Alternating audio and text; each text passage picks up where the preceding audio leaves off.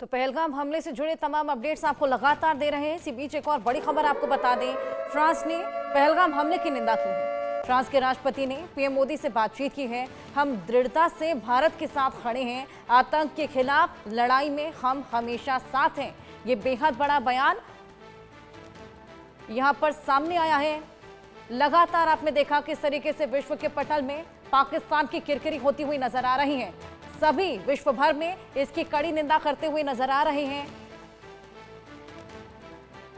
पठानकोट से वरुण लगातार हमारे साथ बने हैं। वरुण, विश्व भर में पाकिस्तान की किरकिरी हो गई है, सभी यहां पर इस पूरे हमले की निंदा करते हुए नजर आ रहे हैं। अब फ्रांस ने भी यहां पर कड़ी निंदा पाकिस्तान की है। उसके बावजूद पाकिस्तान मानने को राजी नहीं कि इस हमले के पीछे पाकिस्तान का हाथ था।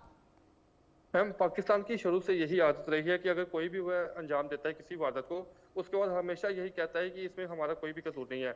आपको बता दें कि 2016 में जब एयरबेस पर अटैक हुआ था, जैश ए मोहम्मद के आतंकियों ने किया था, उसमें भी देखा गया था कि साफ कॉल रिकॉर्डिंग्स आई थी आतंकियों की, जो अपने पाकिस्तान में अपनी माँ के साथ बात कर रहा था।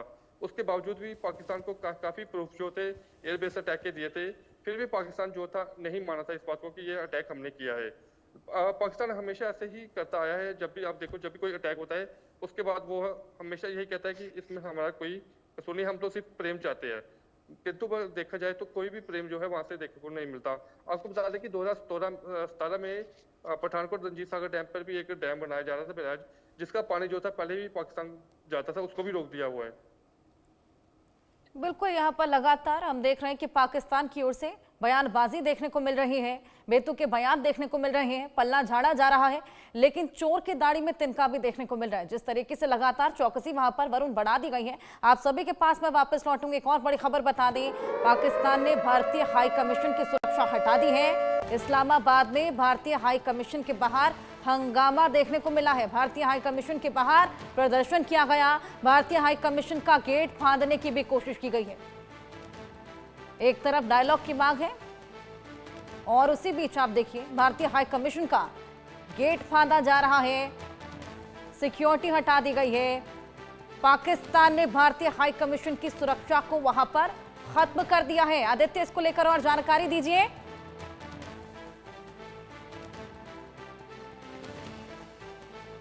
उसके बाद पाकिस्तान और भारत में एक तनाव की स्थिति देखी गई, जिसके बाद लगातार जो है भारत सरकार ने भी कई ऐसे आदेश दिए हैं और जिसमें पाकिस्तान के जितने भी यहाँ पर जो उच्चायोग में अधिकारी हैं उन सबको खाली करने की बात है और उनको अवांछनीय जो व्यक्ति है वो घोषित किया था। तो उसके बाद जो है पाकिस्तान में लगातार इस तरीके की जो कायराना हरकत है वो किए जा रहे हैं, जबकि भारत में पूरे जितने भी वहाँ के लोग हैं, उच्चायोग के लोग हैं, सब कड़ी सुरक्षा के बीच में है और कड़ी सुरक्षा के साथ में वो रह रहे हैं। जो उनको समय दिया गया उसी समय के अनुसार काम करे, भले ही संख्या कम कर दी गई है वहाँ के कर्मचारियों की, लेकिन किसी भी तरीके से उनको कोई समस्या नहीं हो रही, किसी तरीके की सुरक्षा में चूक नहीं है। लेकिन सब तस्वीरें साफ देख सकते हैं जो दर्शक हैं कि किस तरीके से पाकिस्तान के आवाम, जो वहाँ के स्थानीय लोग हैं, वो कितने उग्र हैं और किस तरीके से जो वो गेट फांदने की कोशिश कर रही। इससे साफ समझ में आता है कि पाकिस्तान की जो सरकार है उसी तरीके से उनकी सरकार जो जनता है उनकी मानसिकता है। आप समझ सकते हैं कि कितने उग्र तरीके से वहां पर लोग एक्टिव हैं और किस तरीके से जो भारतीय दूतावास के लोग हैं उनके ऊपर हमला करने के लिए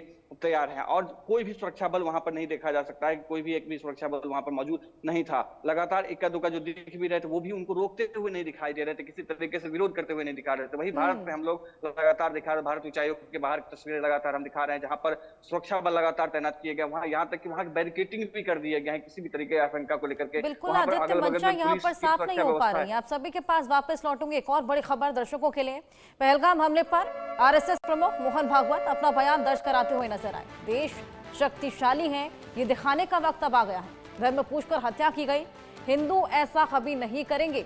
धर्म पूछकर हत्या करना निंदनीय है, कड़ी निंदा करते हुए नजर आए हैं आरएसएस प्रमुख मोहन भागवत।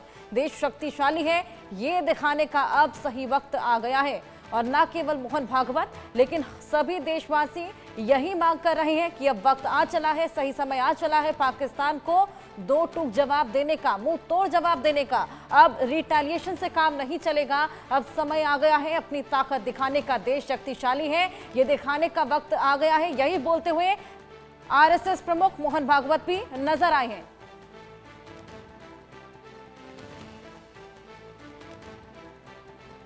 अजय, मैं आपके पास आऊंगी।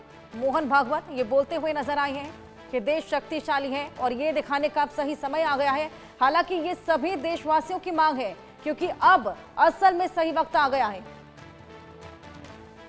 तरीके से हर्षा हुआ है, इसकी निंदा ना सिर्फ जम्मू कश्मीर बल्कि देश और दुनिया भर में की जा रही है। अभी आपने पहले कहा फ्रांस के राष्ट्रपति इसकी निंदा कर रहे हैं, अमेरिका ने इसकी निंदा की है। आप देखें तो रशिया ने कहा है कि वो आतंकवाद के खिलाफ भारत के साथ खड़ा है। सऊदी अरेबिया जैसे देश जो है वो भारत के साथ खड़े हैं। तो इसमें इसका अंदाजा लगाया जा सकता है कि कितना जघन्य अपराध जो है वो पाकिस्तान की तरफ से हुआ है। मोहन भागवत ने भी साफ कहा कि ये जो हुआ है ये किसी भी तरह से बर्दाश्त नहीं किया जा सकता और इसीलिए इसके खिलाफ जो है एक बड़ी कार्रवाई जो है होनी चाहिए। और जम्मू कश्मीर में आप देखें तो पिछले 3 दशकों से ज्यादा समय से जो आतंकवाद चल रहा था, इस आतंकवाद को कहां से चलाएगा? पाकिस्तान से चलाएगा। हजारों लोगों ने अपनी जान गंवाई है इस आतंकवाद के चलते और सड़कों पर खूनी होली पाकिस्तान ने खेली है जम्मू कश्मीर की। तो ये सब जो चीजें जब पाकिस्तान से हो रही हैं तो ऐसे पाकिस्तान को कहीं ना कहीं जड़ से उखाड़ फेंकना ही एक सही रास्ता हो सकता है। पाकिस्तान भले ही इस चीज से इनकार करे कि इसके पीछे वो नहीं है। पाकिस्तान के डिप्टी पीएम बेशक बोले कि ये फ्रीडम फाइटर हो सकते हैं, मगर भारत के जब फ्रीडम फाइटर निकलेंगे तो वो पूरे जम्मू कश्मीर को वापस लेने के लिए निकलेंगे। इस चीज का अंदेशा जो है वो पाकिस्तान को होना चाहिए, क्योंकि जम्मू कश्मीर का जो हिस्सा पाकिस्तान के कब्जे में है वो हो या बाकी इलाका, अब उसे छुड़ाना पड़ेगा। पाकिस्तान में जो फ्रीडम फाइटर बलोचिस्तान में लड़ रहे हैं, टीटीपी के लोग जो खैबर पख्तूनख्वा में लड़ रहे हैं, उनके बारे में भी पाकिस्तान के जो डिप्टी प्राइम मिनिस्टर हैं उनको नहीं दिखा कि वो फ्रीडम फाइटर हैं या नहीं। बिल्कुल बेतुके बयान यहाँ पर लगातार देखने को मिल रहे हैं। आशिक, मैं आपके पास आऊंगी। पाकिस्तान का रुख समझ पाना बेहद मुश्किल हो गया है, मंशा ही नहीं समझ आ पा रही। कभी पल्ला झाड़ते हैं, कभी इंडस ट्रीटी जो रोकी गई है उसको गलत बताते हैं, गश्त बढ़ा देते हैं, बेतुके बयान देते हैं, फ्रीडम फाइटर्स बुलाते हैं, फिर डायलॉग की मांग करते हैं। देखिए हर्षा, बिल्कुल पाकिस्तान देश जो है खुद कंफ्यूज है। वो क्या कह रहा है, क्या कर रहा है, उन्हें खुद समझ नहीं आ रहा है। जैसा कि हम पहले से ही देखते आ रहे हैं कि वहां पर ज्यादातर जो है फौज की ही सुनी जाती है। जिस तरह से फौज के सेना प्रमुख उनके आसिम मुनीर की तरफ से कुछ दिन पहले बयान दिया गया था हिंदुओं के खिलाफ और कश्मीर के रिलेटेड उन्होंने कई बातों का खुलासा किया था, लेकिन उसके बाद ही ये आउटकम जो है अब देखने को मिल रहा है। और उसके बाद ही पहलगाम में हुआ हमला और ज्यादातर इसमें जो है कैजुअलिटीज की जहां तक बात आती है तो हिंदुओं को ही टारगेट बनाया गया, हिंदुओं से उनका धर्म पूछा गया। तो ये कहीं ना कहीं अब जो है आश्चर्य की बात है। लगातार हमने देखा कि चाहे बल्चिस्तान हो, चाहे खैबर पख्तूनख्वा हो या पीओके के इलाके के लोग भी जो है अब कहीं ना कहीं पाकिस्तानी सरकार और सेना से वहां पर तंग आ चुके हैं। वहां पर लगातार विरोध प्रदर्शन निकाले जाते हैं। हमने भी कुछ दिन पहले बॉर्डर इलाके का दौरा किया और वहां पर हमने स्थिति जानने की कोशिश की। जब हम टंगदार गए थे और टंगदार के आखिरी गांव से ही पता चलता था कि वहां पर लोगों की हालत क्या हो चुकी होगी, क्योंकि हमने देखा कि वहां पर लोगों के पास जो सरकार की तरफ से सुविधाएं रखनी चाहिए थी वो सुविधाएं लोगों को नहीं मिल रही है, जिसकी वजह से बेसिक फैसिलिटीज को लेकर पीओके के लोग भी अब कहीं ना कहीं पाकिस्तान की सरकार और सेना से तंग आ चुके हैं।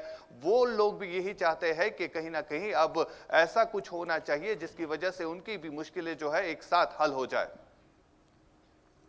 बिल्कुल आशिक, लगातार बेतुके बयान पाकिस्तान की ओर से देखने को मिल रहे हैं। तनाव का माहौल हालांकि वहां पर भी बना है। इसी बीच एक और बड़ी खबर, पहलगाम आतंकी हमले के बाद स्थिति तनावपूर्ण है। पाकिस्तानी रेंजर्स ने एक बीएसएफ जवान को पकड़ा है। इंडो पाक बॉर्डर से जवान को पकड़कर ले गए साथ। जवान से AK-47 छीन ली, आंखों पर पट्टी बांध दी, इसकी फोटो भी जारी की है। हालांकि इसको लेकर अब एक फ्लैग मीट भी जारी है, जहां पर लगातार बीएसएफ जवान को छोड़ने को लेकर बातचीत भी की जा रही है।